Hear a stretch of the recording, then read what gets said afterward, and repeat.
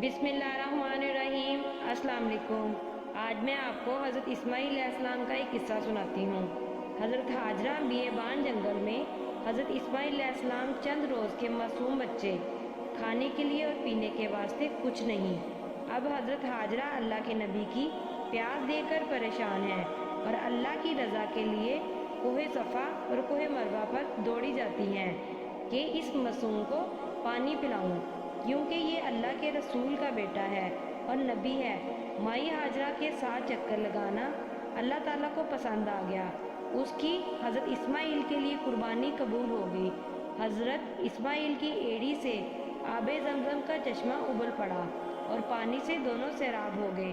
अल्लाह ताला ने फरमाया, बेशक सफ़ा और मरवा अल्लाह की निशानियों में से हैं। अब हज व उम्रा करने वालों पर वाजिब हो गया कि सफ़ा और मरवा की सही करें। जैसे हज़रत हाजरा दौड़ी थी वैसे ही दौड़ कर दिखाएं, वरना हज व उम्रा नहीं होगा। ए फरिश्तों, मेरी बंदी ने मेरी रज़ा की खातिर कुर्बानी दे दी। अब मैंने क़यामत तक उसकी अदा को कायम कर दिया। हज़रत इस्माईल अलैहिस्सलाम को अल्लाह के खलील ने ज़िबा करने के लिए मना के मकाम पर लटा दिया। देखो, कोई बाप अपने बेटे को, जिसको 100 साल की उम्र में दुआएं मांग के लिया है, ज़बा करता है, मगर रज़ाए इलाही हुक्म खुदाबंदी के लिए सर तस्लीम खम किया है। देखो फरिश्तों, एक बाप अपने बेटे को मेरी रज़ा की खातिर ज़िबा करने पर तैयार हो गया है।